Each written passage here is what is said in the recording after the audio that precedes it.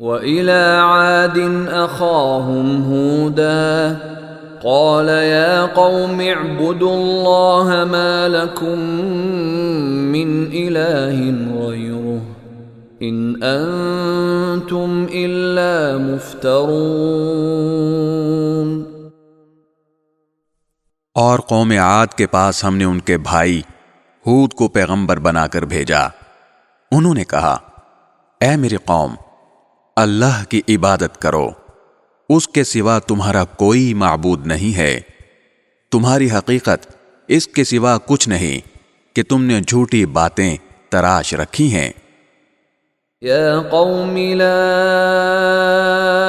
اسألکم علیہ اجرا ان اجری الا علی الذی فطرنی افلا تعقلون۔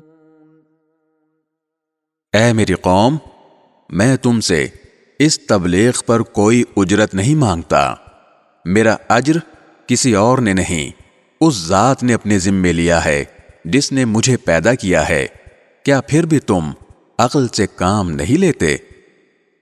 وَيَا قَوْمِ اسْتَغْفِرُوا رَبَّكُمْ ثُمَّ تُوبُوا إِلَيْهِ يُرْسِلِ السَّمَاءَ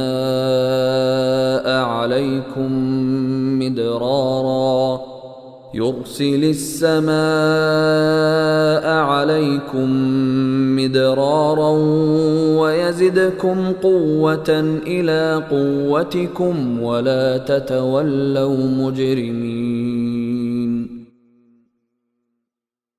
اے میری قوم، اپنے پروردگار سے گناہوں کی معافی مانگو، پھر اس کی طرف رجوع کرو، وہ تم پر آسمان سے موسلا دھار بارشیں برسائے گا اور تمہاری موجودہ قوت میں مزید قوت کا اضافہ کرے گا، اور مجرم بن کر منہ نہ موڑو۔